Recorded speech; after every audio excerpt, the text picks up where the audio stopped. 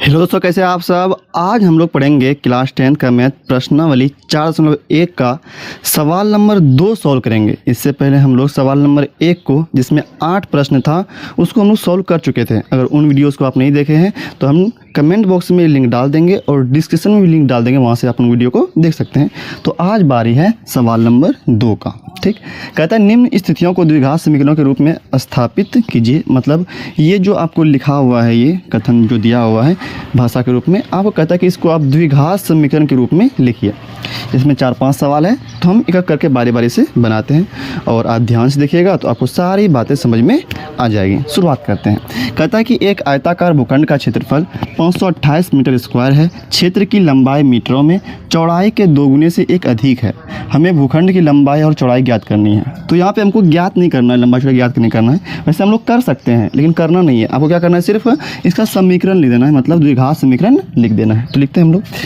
कहता है कि भूखंड का क्षेत्रफल इतना है 528 मीटर स्क्वायर और क्षेत्र की लंबाई चौड़ाई के 2 गुने से अधिक है। ठीक, चौड़ाई के 2 गुने से अधिक है। तो हम लोग मान लेते हैं सॉल्यूशन। माना कि हम लोग मान लेते हैं, क्या मान लेते हैं, इस आयताकार भूखंड का चौड़ाई मान लेते हैं। माना कि आयताकार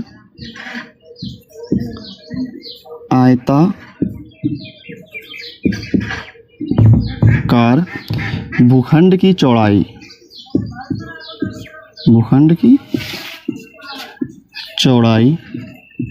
हम लोग मान लेते हैं कि x मीटर है। कितना मीटर है?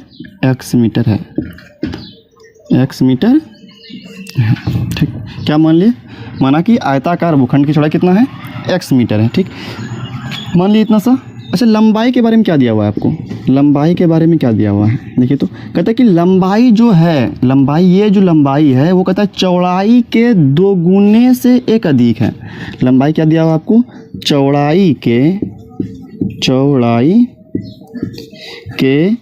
2 गुने से अधिक है। 2 गुने से 1 अधिक, 2 गुने से 1 अधिक ये दिया हुआ है, 1 अधिक। अच्छा, इसको हम लोग कैसे लिखते हैं शॉर्ट में? कहता है कि लंबाई जो दिया हुआ है आपको वो चौड़ाई के 2 गुने से 1 अधिक है। चौड़ाई कितना माने आप? चौड़ाई कितना माने? चौड़ाई बराबर x मीटर।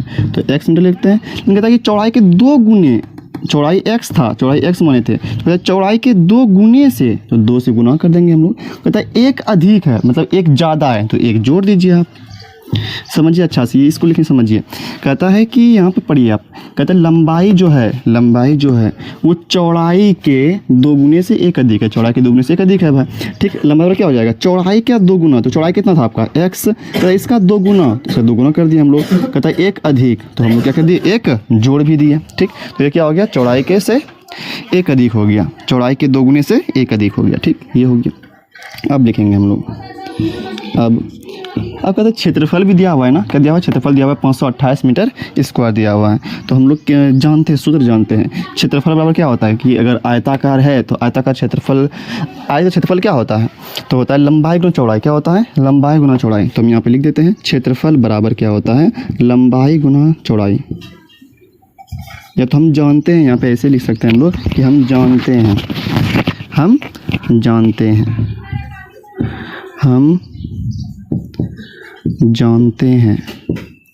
क्या जानते हैं आप? कि क्षेत्रफल बराबर क्या होता है? क्षेत्रफल का सूत्र होता है लंबाई गुना चौड़ाई। लंबाई गुना चौड़ाई। बताइए लंबाई कितना निकला था? लंबाई कितना निकला? लंबाई निकला 2x प्लस 1, ये निकला। गुना का गुना, चौड़ाई कितना माने थे आप? चौड़ाई कितना माने थे? x माने थे। क्षेत्रफल कितना दिया हुआ है? क्षेत्रफल दिया हुआ है आपको 528 मीटर स्क्वायर। तो यहाँ पे लिख देते हैं 528। ठीक, क्या तुमको दिक्कत नहीं होना चाहिए। अब क्या करेंगे देखिए, दिखता है नीचे पहले? हाँ, नीचे तो दिख रहा है। ठीक, अब देखिए क्या करेंगे। 528 का तो 528 लिख देंगे। ठीक, बराबर का बराबर। अब क्या करेंगे? x से पहले इसमें गुना करेंगे। कीजिए तो फिर x से फिर इसमें करेंगे। यहाँ पे दो टर्म है, एक 2x फिर 1 प्लस लगा हुआ है ना, तो टर्म दो हो गया, यहाँ पे पद दो है, तो x से पहले इसमें 2x में करेंगे, फिर x से इस 1 में करेंगे। तो जब इससे इसमें गुना करेंगे, यहाँ पे 1x यहाँ पे 1 पावर 1 1 तो कितना हो जाएगा, पावर 2 पावर हो जाएगा, और 2 का तो 2 लिखा ही जाएगा, 2 का 2 लिख दिए, x गुना x क्या हो जाएगा, x स्क्वायर हो जाएगा। अब प्लस का प्लस, इसका काम खत्म हो गया। अब जो करना है आपको x से 1 में गुना करना है, x गुना 1 क्या हो जाएगा, x ही हो जाएगा। ठीक, ये रह गया। अब क्या करते हैं देखिए, अब 528 को उधर लेते जाइए, तो उस उधर लेते गए, ये प्लस 528 उधर क्या हो जाएगा, माइनस 528 हो जाएगा। तो यहाँ पे बचा कौन सी, अब 0 बचा, और 2x स्क्वायर का 2x स्क्वायर प्लस x का x। अब 528 प्लस में तो उधर क्या क्या हो गया, माइनस 528। ठीक, इसको सीधा करके लिख देते हैं हम। सीधा क्या मतलब, इसको इधर लिख दीजिए, इसको इधर लिख दीजिए, पूरा को इधर और फिर 0 को उधर लिख दीजिए। तो 2x square plus x minus 528 इधर लिख दिए, और 0 को उधर लिख दीजिए, बराबर 0। यही क्या हो गया, समीकरण हो गया। यही क्या हो गया, समीकरण हो गया। यहाँ पे चाहे तो हम लोग सॉल्व कर सकते हैं, x का मान निकाल सकते हैं, लंबा चौड़ा निकाल सकते हैं, लेकिन लंबा चौड़ा ज्ञात करना नहीं है आपको। यहाँ पे भले लिख दिया है कि लंबा चौड़ा ज्ञात करिए, लेकिन ज्ञात करना नहीं है आपको। सिर्फ क्या कहता है, समीकरण लिखिए। क्या लिखिए आप, द्विघात समीकरण लिखना आपको। वैसे हम लोग लंबा चौड़ा ज्ञात कर सकते हैं, लेकिन करना नहीं है, सिर्फ समीकरण कहता लिखने के लिए हम समीकरण लिख दिए। तो यही इसका क्या हो गया, आंसर। यही द्विघात समीकरण है। यही क्या निकला आपका, द्विघात समीकरण। यही आपका आंसर हो गया। ठीक, इसको आप नोट कर लीजिए। देखिए सवाल नंबर 2 लिख लिया उसको ना। देखिए अब सवाल नंबर 2 पे आते हैं हम लोग। कहते 2 क्रमागत धनात्मक पूर्णांकों का गुणनफल 306 है, हमें पूर्णांकों को ज्ञात करना है। पूर्णांकों को ज्ञात नहीं करना है, सिर्फ आपको क्या करना है, समीकरण लिख देना है, द्विघात समीकरण। अच्छा आप समझिए क्रमागत संख्या क्या होता है और धनात्मक पूर्णांक क्या होता है। धनात्मक मतलब वह प्लस वाला, और पूर्णांक मतलब वह संख्या 3 4 5 6 7 8 1 2, ये सब क्या है, ये सब पूर्णांक संख्या है। लेकिन धनात्मक मतलब क्या, सिर्फ प्लस वाला बात करना है आपको। ठीक, और कहता है क्रमागत का मतलब क्या, तो क्रमागत का मतलब होता है लगातार संख्या। जैसे अगर हम बात करें 2 और 3, ये क्या है, ये पहली बात प्लस है, मतलब धनात्मक हो गया, पूर्णांक संख्या है, बटे में नहीं होना चाहिए। पूर्णांक संख्या बटे में नहीं होता है। ठीक, तो ये सिर्फ एक संख्या होना चाहिए, पूर्णांक संख्या होना चाहिए, और उसमें भी धनात्मक होना चाहिए, क्योंकि पूर्णांक संख्या पे -3 भी आ जाएगा, -4 भी आ जाएगा। तो ये माइनस नहीं लगाना आपको, क्योंकि यहाँ पे कह दिया है आपको धनात्मक, तो ये धनात्मक संख्या ही सिर्फ आपको लेना है। ठीक, धनात्मक संख्या ले लिए 2 3, या लगातार संख्या 2 लगातार कहता क्रमागत। क्रमागत मतलब होता ही लगातार संख्या। ये 5 6 हो गया, 7 8 हो गया, 6 7 हो गया, ये सब क्या है, क्रमागत संख्या है। ठीक, अच्छा इसमें एक खास बात क्या है कि इसमें देखिएगा, ये अगर मान के चलिए 2 है तो इससे एक ज़्यादा होगा। अगर ये 5 है तो इससे एक ज़्यादा 6 एक ज़्यादा है। 7 अगर ये है तो इससे एक ज़्यादा 8 होगा। 6 है इससे एक बड़ा है, नहीं मतलब 6 जो 6 से बड़ा है एक 7 होगा, 7 से बड़ा है 8 एक बड़ा है, 5 से बड़ा है एक 6, 2 से बड़ा है 3, कितना बड़ा है, एक बड़ा है। ठीक, मतलब सभी एक बड़ा होता है। तो उसी तरह अगर हम 2 क्रमागत संख्या मान ले, अगर हम एक को x मानेंगे, दूसरा क्या मानना पड़ेगा, x + 1, क्योंकि अगला संख्या जो होगा वो क्या होगा, तो ज़्यादा होगा। एक क्या होगा, वो ज़्यादा। मतलब अगर हम ऐसे भी लिख सकते हैं इसको, जैसे 2 और 3 वाला है तो 2 लिख दिए, और 3 को हम ऐसे लिख सकते हैं 2 + 1, मतलब यहाँ पे सेम आएगा और एक ज़्यादा होगा। जैसे 7 1 क्या लिखे हैं, 7 को लिख सकते हैं हम लोग 7, और 8 को क्या लिखे, 7 + 1, 7 + 1। उसी तरह यहाँ पे अगर एक तो x है, दूसरा क्या होगा, x + 1। पहला 7 तो अगला क्या होगा, 7 + 1 होगा। पहला 6 है, अगला क्या होगा, 6 + 1, तब ना आप 7 बोले। मतलब क्या, अगर एक क्रमागत संख्या x है, दूसरा क्या होगा, x + 1 होगा। तो हम लोग मान लेते हैं कि 2 क्रमागत धनात्मक पूर्णांक संख्या कौन है, x है और x + 1 है। माना कि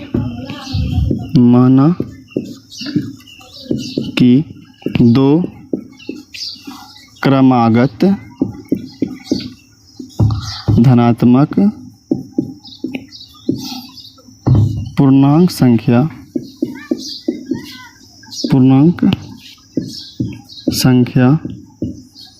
क्या है, x, और क्या होगा, अगला एक ज़्यादा होगा, x + 1। नहीं, जैसे 3 और 4 था, तो 3 और 4 क्या है, एक ज़्यादा है। आप इसको ऐसे भी लिख सकते हैं, 3 लिख दिए, 4 को क्या लिख सकते हैं, 3 जोड़ 1, लेकिन ना भाई, एक x तो x + 1, एक 3 तो अगला 3 + 1, अगर अगला 4 लिए तो 4 का क्या हो जाएगा, 4 + 1, मतलब 5 हो जाएगा। 4 और 5 ये सब क्या है, क्रमागत संख्या, लगातार संख्या होना चाहिए। तो वही अगर एक x माने, दूसरा क्या होगा, x + 1। ठीक, ये मान लिए। अब कहता क्या है, कहता कि 2 क्रमागत धनात्मक पूर्णांक संख्या का गुणनफल, मतलब गुना करना, क्या करना आपको, गुना। तो हम यहाँ पे लिख देते हैं प्रश्नानुसार मतलब प्रश्न जो कह रहा है उसके अनुसार अगर हम देखें तो अगर दोनों को गुना करेंगे, गुणनफल कितना होना चाहिए, 306 होना चाहिए। मतलब इसको और इसको गुना करेंगे, x को गुना करेंगे किसके साथ, इसके साथ, मतलब दोनों संख्या को, क्रमागत संख्या को अगर गुना करेंगे, x पहला क्रमागत संख्या हुआ, दूसरा ठोया हुआ, ताकि इसको अगर हम गुना करेंगे कितना होना चाहिए, 306। यहाँ पे लिखा हुआ सवाल में, हम कुछ नहीं कह रहे हैं, ये कहता है कि दोनों दो क्रमागत धनात्मक पूर्णांकों का गुणनफल, मतलब ये दोनों ठो जो संख्या था x और x+1, इसको गुना कीजिएगा तो कितना होना चाहिए, वो 306 होना चाहिए। कर दिए, 306 लिख दिए बराबर में। ठीक, अब क्या होगा, अब गुना कर दीजिए, पहले x से x में कीजिए, क्या हो जाएगा, एक्स स्क्वायर, नहीं x गुना x क्या होता है, एक्स स्क्वायर, फिर प्लस का प्लस, फिर x गुना a क्या हो जाएगा, x ही हो जाएगा, बराबर का बराबर, 306 का 306। एक काम करते हैं, एक्स स्क्वायर का एक्स स्क्वायर, प्लस का प्लस, एक्स का एक्स, प्लस 306 की दर लेते हैं, ये क्या हो जाएगा, -306, बराबर क्या बचा, कुछ नहीं, मतलब 0। यही आपका हो गया आंसर, ये द्विघात समीकरण हो गया। चाहे तो सॉल्व करेंगे ना तो आपका एक्स समान निकल जाएगा, हम संख्याएं बता सकते हैं, लेकिन हमको कहता है कि सिर्फ द्विघात समीकरण लिखिए, तो द्विघात समीकरण लिख दिए। ठीक, आप इसको भी नोट कर लीजिए, बस इतना सही था, यही आंसर है आपका। ठीक, तो हम लोग अब सवाल नंबर 3 पे आते हैं, लिख लिया उसको। देखिए अगला सवाल क्या कहता है, कहता है रोहन की माँ उससे 26 वर्ष बड़ी है, उसकी आयु का गुणनफल अब से 3 वर्ष पश्चात 360 हो जाएगी, हमें रोहन की वर्तमान आयु ज्ञात करनी है। आयु ज्ञात नहीं करना है, हम लोग वो सीखेंगे कैसे ज्ञात किया जाता है, वो हम बताएंगे आपको, लेकिन फिलहाल अभी इसमें आपको द्विघात समीकरण लिखना है, क्योंकि सवाल पहले ही बोल दिया आपको कि निम्न स्थितियों को द्विघात समीकरणों के रूप में स्थापित कीजिए, मतलब द्विघात समीकरण ही आपको लिखना है। तो हम बाद में ज्ञात करेंगे, लेकिन पहले हम लोग समीकरण लिखते हैं। ठीक, क्या कहता है, रोहन की माँ उससे 26 वर्ष बड़ी है, ठीक है, उसकी आयु का गुणनफल अब से 3 वर्ष पश्चात 360 हो जाएगी, हमें रोहन की वर्तमान आयु ज्ञात करनी है।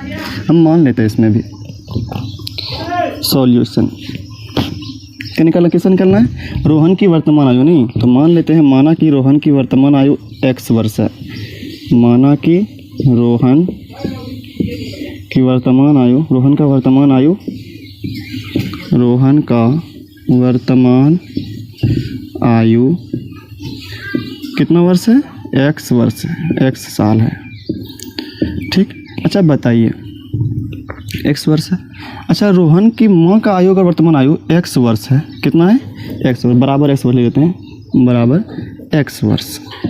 ठीक, तो बताइए, कहता है कि उसकी माँ उससे 26 साल बड़ी है, 26 वर्ष बड़ी है, तो अगर हम वही बात करें कि रोहन की माँ का, रोहन की माँ का, रोहन की माँ की वर्तमान आयु, वर्तमान आयु तब कितना होगा, अगर मान के चलिए मेरा अगर उम्र 10 साल है और मेरी माँ 26 साल बड़ी है, तो उसका उम्र कितना होगा, मेरा 10 साल है और मेरी माँ का 26 साल वो हमसे बड़ी है, तो कितना हो जाएगा, तो 26 जोड़ देंगे, कितना हो जाएगा, 36 हो जाएगा। नहीं समझ में बात, जैसे अगर मेरा उम्र 20 साल है, ठीक, और मेरी माँ हमसे 26 साल बड़ी है, 26 साल बड़ी है, तो वो कितना हो जाएगा, उससे टोटल मम्मी का उम्र कितना हो जाएगा, तो 40 साल हो जाएगा। वही बात यहाँ पे है कि अगर रोहन का वर्तमान आयु 1 साल है और उसकी माँ उससे 26 साल बड़ी है, क्या करेंगे, 26 जोड़ देंगे उसमें हम लोग, क्या हो जाएगा, 1 जोड़ 26, यही हुआ, यही इतना ही वर्ष। अगर मान के चलो रोहन का उम्र एक साल है, कितना साल है, 1 साल है, तो उसकी माँ का उम्र कितना रहा होगा, तो 26 साल बड़ी है, तो 27 साल की वही होगी उसकी माँ। ठीक, अब बात करते हैं, कहता है कि उसकी आयु का गुणनफल, मतलब इसका गुणनफल कहता है अब से 3 वर्ष बाद, 3 वर्ष बाद, अच्छा मान के चलिए ऐसे समझ जा जाए कि अगर मेरा साल अभी 10 है, मेरा वर्ष 10 वर्ष के भी हम है, 3 साल बाद कितने के होंगे हम, 13 के बाद हो जाएंगे, कितना हो जाएंगे, 13, 3 साल बाद का बात हो रहा है, 3 जोड़ देंगे कितना हो जाएंगे, 13। अच्छा, क्या हम अगर 13 के होंगे तो मेरी अम्मी का भी उम्र तो बढ़ेगा भाई, अगर वो 26 की अभी है या अगर 36 की अगर है तो वो भी 3 साल बढ़ेगी, तो कितना हो जाएगी, 39। मतलब क्या करना है आपको, 3 साल बाद का बात करना है। तो वही अगर अभी वर्तमान आयु इसका x है, कितना आयु इसका x है, तो 3 साल बाद कितना हो जाएगा, x + 3 हो जाएगा। तो यहाँ पर लिख देते हैं 3 वर्ष पश्चात, 3 वर्ष पश्चात रोहन का आयु कितना हो जाएगा, रोहन का आयु, अच्छा 3 वर्ष बाद कर, अभी 10 साल का, 3 साल बाद कितना होगा, 13 का हो जाएगा, तो अभी 1 साल का है, 3 साल बाद कितना हो जाएगा, 3 जोड़ दीजिए उसमें, x + 3 वर्ष का हो जाएगा ये, 3 साल बाद का अगर बात करें तो। अच्छा, उसकी माँ क्या उस स्थिर रहेगी, अगर मान के चलिए हम अगर 10 साल के अभी हैं, मेरी माँ 26 साल की अभी है, ठीक है, हम 3 साल के बाद 13 के हो गए, क्या मेरी माँ 26 का 26 रहेगी, नहीं ना, वो भी बढ़ेगी 3 साल बाद। तो इसमें भी अगर हम बात करें रोहन की माँ का अभी आयु अगर x + 26 है, तो 3 साल बाद तो इसका भी माँ का आयु बढ़ जाएगा, तो हम यहाँ पे लिखेंगे 3 वर्ष पश्चात रोहन की माँ का आयु कितना हो जाएगा? 3 साल इसमें भी जोड़ना होगा आपको, तो x जोड़ 26, उसमें तो जोड़ दीजिए क्योंकि 3 साल बाद का बात हो रहा है।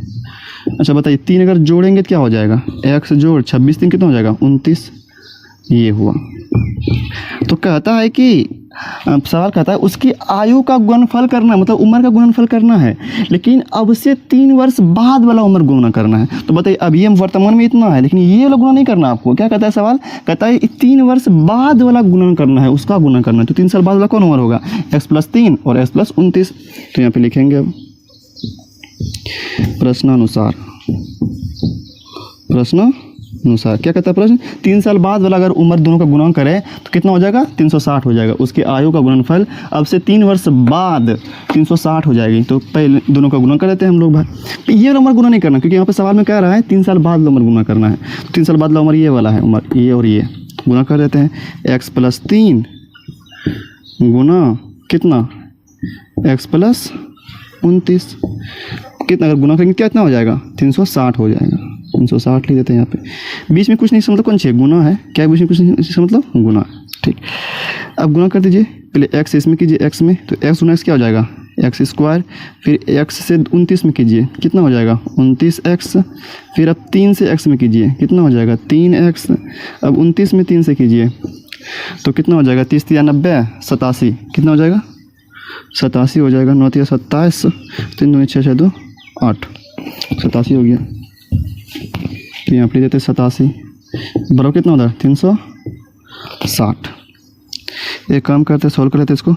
x² बोलिए 29x और 3x कितना हो जाएगा? 29 3 32, 32x 87 का 87 रहा और प्लस 360 क्या हो जाएगा? -360 बराबर 0। अब 360 यहाँ पे माइनस प्लस है, तो 360 में 87 घटा दीजिए। 360 में 87 घट जाएगा, कितना बचेगा? 10 में 7 गया 3, 15 में 8 गया 7, 2 273 दिख रहा है नीचे? दिख जाएगा। तो यहाँ पे कितना आया? x² + 32x, अब ये 100 इसमें घटाए कितना आया? 273। और यहाँ पे माइनस इसलिए आया क्योंकि यहाँ पे बड़ा कौन है? 60 की 87, 60 बड़ा है ना, इसलिए अगर मैं क्या है माइनस है तो यहाँ पे माइनस लिख दिए। बराबर कितना? 0। यही आपका क्या हो गया? द्विघात समीकरण हो गया। ठीक, ये आपका आंसर हो गया। वैसे सॉल्व करेंगे तो उम्र भी निकल जाएगा, लेकिन वो सॉल्व करना नहीं क्योंकि यहाँ पे कहता है द्विघात में लिखिए। ठीक, तो इसको लिख लीजिए आप। फिर एक लास्ट वाला है उसको भी हम सॉल्व करके दिखा देते हैं आपको। देखिए सवाल नंबर 4 और ये आखिरी सवाल है इस प्रश्नावली का 14.1 का, तो उसको हम लोग अच्छे से समझते हैं। कहता है कि एक रेलगाड़ी 480 किलोमीटर की दूरी समान चाल से तय करती है। यदि उसकी चाल 8 किलोमीटर प्रति घंटा कम होती तो वह उसी दूरी को तय करने में 3 घंटे अधिक लेती। हमें रेलगाड़ी की चाल ज्ञात करनी है। चाल ज्ञात नहीं करना है, सिर्फ द्विघात समीकरण लिखना है। तो क्या निकालना हमको? चाल। जो निकालना है उसी को हम मान लेते हैं कि x है वो। माना कि रेलगाड़ी की चाल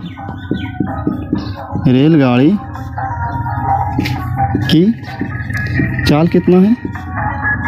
x किलोमीटर प्रति घंटा है। कितना है? x किलोमीटर प्रति घंटा है, मान लिए।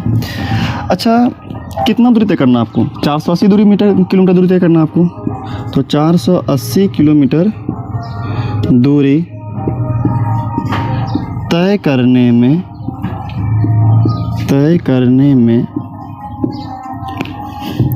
ठीक, हम लोग लगा समय निकाल लेते हैं।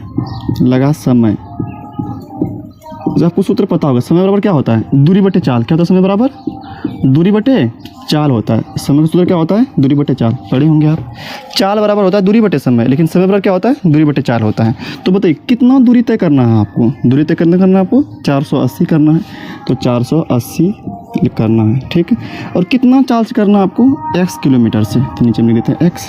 दूरी 480 करना है, चाल कितना? x से। ठीक, अब क्या कहता है? कहता है यदि उसकी चाल 8 किलोमीटर प्रति घंटा कम होती, कम कर दिया जाए। कितना चाल कम कर दिया? 8। कहता है यदि, यहाँ पे लिख देते हैं, यदि रेलगाड़ी की चाल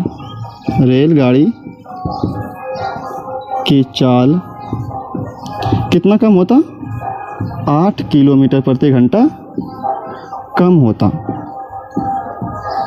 अच्छा बताइए, अगर हम मान के चले कि अगर अभी रेलगाड़ी का चाल 20 किलोमीटर है, अगर 8 घंटा कम होता कितना बोलते हैं आप? 8 घटा दीजिए, उसमें कितना बचता? 12। मतलब कि अभी अगर हम रेलगाड़ी 20 किलोमीटर प्रति घंटा से चल रहा है, कहता कि 8 किलोमीटर प्रति घंटा कम कर दिया जाए, तब तो चाल कितना होगा? तो अभी 20 चल रहा है, 8 कम हो गया, कितना बचेगा? 12। तो आप क्या किए? 8 घटा दिए। तो उसी तरह हम लोग क्या करेंगे, अगर बात करें तो 8 किलोमीटर घट गया, कम हो गया, तो बोलेंगे अब चाल कितना बचा, अर्थात चाल जो बचा आपका, वो चाल कितना बचा? वो चाल 8 किलोमीटर कम हो गया। तो चाल पहले कितना था? x था, अब क्या हो गया? 8 कम हो गया, तो x - 8 किलोमीटर प्रति घंटा बचा। तो अब बताइए समय कितना लगेगा? अब समय कितना लगेगा? अब बताइए समय कितना लगेगा? तो अब जो समय लगेगा आपका, तो सूत्र क्या होता है? दूरी बटे चाल, दूरी बटे चाल होता है। तो बताइए दूरी कितना? दूरी तो वही तय करना है आपको, 480 ही। लेकिन एक बार समय, ये चाल घट गया, कितना चाल बचा आपका? x - 8, x - 8 बचा। ठीक, नीचे दिख रहा है ये? हाँ नीचे तो दिख रहा है। ठीक, x - 8 बचा। अब देखिए, अच्छा अगर हम समय का बात करें तो किस में ज़्यादा समय लगेगा? यहाँ पे ज़्यादा चाल से चल रहा है, यहाँ पे क्या हो रहा है? ज़्यादा चाल से चल रहा है, और यहाँ पे चाल क्या हो गया? कम हो गया। यहाँ पे चाल क्या हो गया? यहाँ पे कम हो गया, और दूरी तो वही सेम ही है। ठीक, तो बताइए कि किस में समय ज़्यादा लगेगा? इस वाले में समय ज़्यादा लगेगा या इस वाले में समय ज़्यादा लगेगा? आप अगर सोच के बताइए।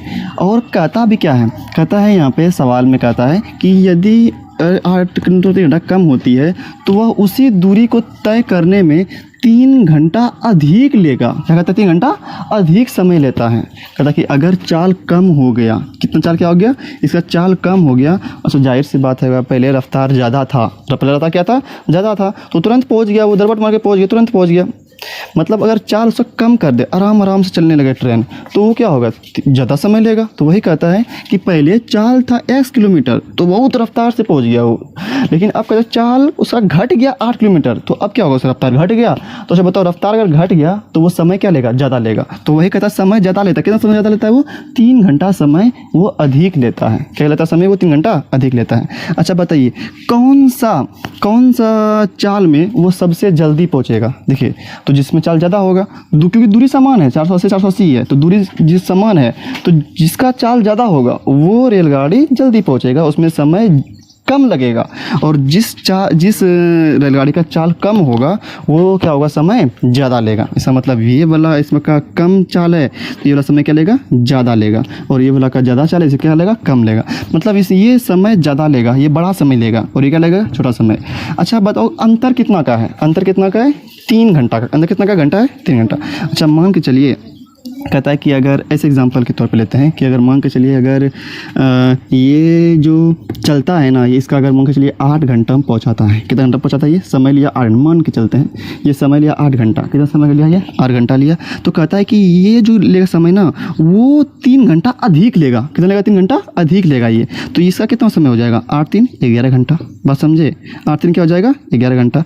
अच्छा आप 3 निकालिएगा कैसे? तो 11 में 8 घटा दीजिए, 11 में 8 घटा दीजिए, क्या निकल जाएगा आपका? 3 निकलेगा।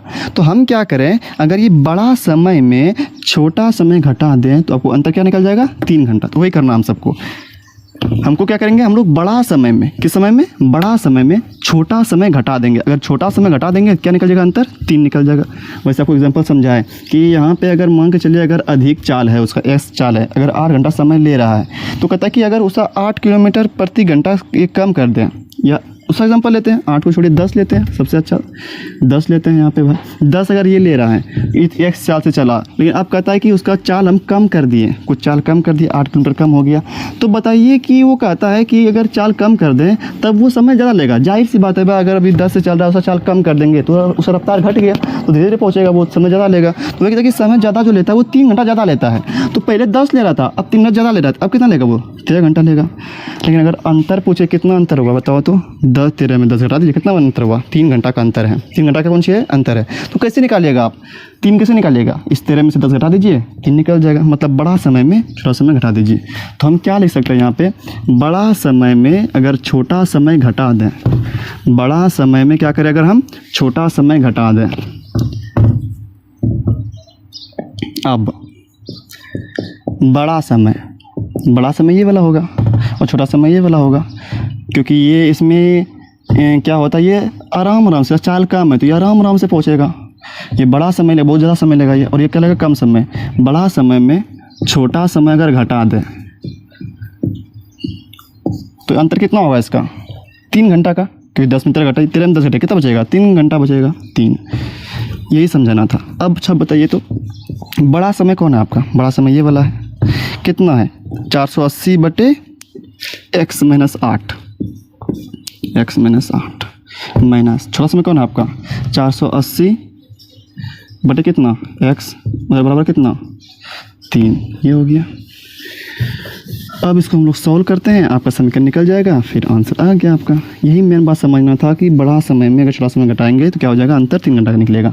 और बड़ा समय समझना कौन है, बड़ा समय कौन होगा, जिसका चाल कम होगा, जो धीरे धीरे जाएगा, उसका चाल कम है तो वो समय ज़्यादा लेगा। अगर मान के कोई गाड़ी पूरा चाल से जा रहा है, रफ्तार से जा रहा है, तो कम समय पहुँच जाएगा। अगर आप ही को बोले यहाँ से वहाँ तक जाइए आप, तो अगर आप चाल ज़्यादा है आपका तो एकदम तुरंत पहुँच जाइएगा, दरबट मार के पहुँच जाएगा। लेकिन अगर आपका चाल कम कर दे तो क्या होगा, आराम से जाइएगा, समय ज़्यादा लगेगा। चाल कम रहेगा तो समय क्या लगेगा आपका, ज़्यादा लगेगा। तो वही बड़ा समय ये हो गया, छोटा समय ये हो गया। ठीक, अब क्या करते हैं, जैसे हम लोग कॉमन ले लेते हैं, 480 दोनों मिल रहा है ना, तो 480 बाहर कर लेते हैं हम। तो यहाँ बचा क्या, 1, और यहाँ पे क्या बचा, x माइनस 8, माइनस का माइनस, यहाँ पे भी 480 बाहर कर लिया हम लोग, क्या बचा, 1 बटे x बचा, बराबर कितना, 3, बराबर कितना बचा, 3 बचा। अब देखिए तो 480 का 480 हो गया। अब यहाँ पे एलसीएम लीजिए, तो दोनों मिल नहीं रहा है, गुना हो जाएगा। एलसीएम में क्या होता है, गुना, जैसे 2 और 3 का एलसीएम कितना होगा, 6, गुना कर देंगे हम लोग अगर मिलता नहीं है तो। अब इससे इसमें भाग दीजिए, जब इससे इसमें भाग दीजिए तो ये तो कट जाएगा, ये बच जाएगा। इससे गुना कीजिए ऊपर में, 1 गुना x क्या हो जाएगा, x माइनस, जब इससे इसमें भाग दीजिएगा तो ये कट जाएगा, बचेगा ये गुना करो 1 से, तो यही हो जाएगा x माइनस 8 बराबर कितना, 3। अच्छा अब बताइए तो 480 गुना में ना, तो कुछ इसमें गुना है, उधर क्या हो जाएगा, भाग हो जाएगा। अच्छा इसको सॉल्व कीजिए पहले, x minus plus minus x का x माइनस माइनस प्लस 8 का 8 बटे यहाँ से गुना कीजिए, x गुना x क्या हो जाएगा, x स्क्वायर, फिर x से कीजिए 8 में तो 8x हो जाएगा, लेकिन आगे माइनस है तो माइनस हो जाएगा, बराबर 3 का 3, और ये गुना में था, इधर क्या हो जाएगा आकर के भाग में, 480 से भाग हो जाएगा। ठीक, अब आगे यहाँ पे सोल्व कर देते हैं इसको।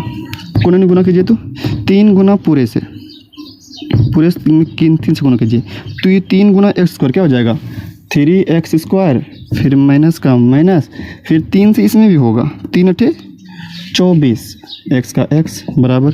अब यहाँ पहले हम सॉल्व कर लेते हैं इसको, 1x कितना हो जाएगा, नहीं कट जाएगा ये ना, माइनस x प्लस x क्या हो जाएगा, कट जाएगा, कितना बचा, 8, सिर्फ 8 बचा, तो 8 गुना कीजिए 480 गुना 8 कितना हो जाएगा, 8 0 0 8 8 64, 4 हासिल 6, 8 चौक 32, 32 6 38, 32 6 38, फिर से कीजिए, 8 0 0 हो गया, 8 8 64 हो गया, 4 हासिल 6, 8 चौक 32, 32 6 38, तो यहाँ कितना आया आपका, 38